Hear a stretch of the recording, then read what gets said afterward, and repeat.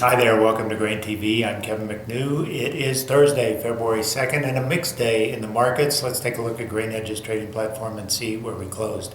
In Chicago, corn giving up 1.5 cents, beans off 1.25, and wheat in Chicago gaining 0.5 cent a bushel. Really today felt like sort of a consolidation after yesterday's big move higher across the board in corn, soybeans, and wheat. We did have some good export news that we'll talk about here in a second, but overall there just wasn't any sort of real follow-through buying after yesterday's big push higher. News out today, let's start first with flash sales. Those came out good. 2 rounds of corn were sold, one to 110,000 metric tons to Japan, another 140,000 metric tons to unknown destinations.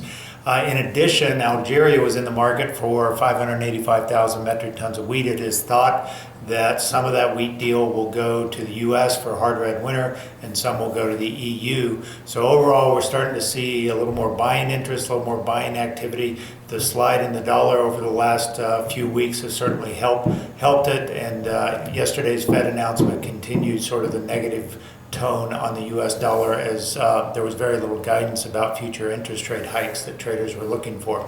Let's take a look at weekly export sales, and we're going to break this out as we get into the middle of the marketing year between old crop and new crop here, and you can see that across the board pretty much everything came in better than expected, both old crop and new crop as well. If we start with corn, old crop and new crop combined about 2.3 million metric tons. That's knocking it out of the park from what was expected on 800 to 1.1 on old crop and only 0 to 100 expected on new crop. So that was certainly supportive. Beans coming in a respectable 623 on new crop and a very sizable new crop sales of 710, and wheat for the second week in a row besting 900,000 metric tons combined old crop and new crop. Again, we think people are starting to shop a little more aggressively in the U.S. for wheat as the U.S. dollar has headed south here lately.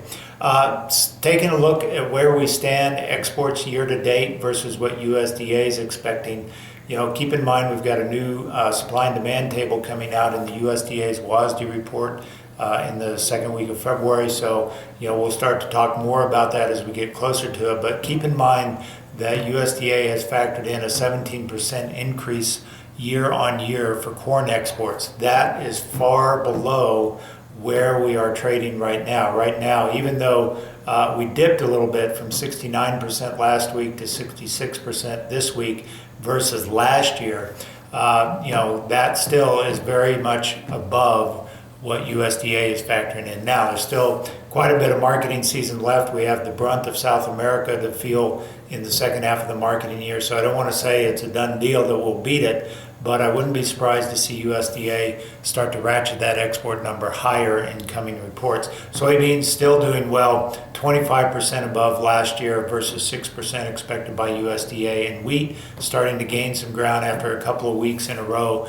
of good sales, now standing 36% above last year's pace versus 26% for the entire year is what USDA expects. So overall, we seem to be turning a corner here with exports starting to find some support here, especially in corn and wheat, which have been very much lagging for the last year and a half, and we're starting to see more and more business come to the U.S., which is certainly positive. Let's switch gears and take a look at the weather situation. Thursday brings out the new drought monitor from University of Nebraska, and we're going to focus in on those winter wheat states, hard red winter wheat states of Kansas and Oklahoma. Texas and Oklahoma, and see where we stand. You've got 2 maps here for this drought monitor. On the right, you've got the last November when we went into dormancy, and on the left, you have where we stand today. What you can see is in Oklahoma, certainly the drought has intensified and continues to intensify. It didn't change much this week versus last week, but nonetheless, we still remain in a very categorical drought situation in that key growing area. Kansas, which is not on this map here, but if you were to look at it, you would see also that it is growing in terms of its drought compared to November. So it's not maybe a driver at this section or at this time of the year. We're still in dormancy. A lot could change if we get rains in March, April as we come out of dormancy, but it is something that is worth keeping an eye on going forward. That's all we've got for today on Grain TV. As always, if you'd like to learn more about how we can help you in your own grain marketing situation, visit us online, grainhedge.com. Take a free demo of our trading platform, get our morning comments and our technical alerts every day in your email inbox. Have a great day. We'll talk to you on Friday.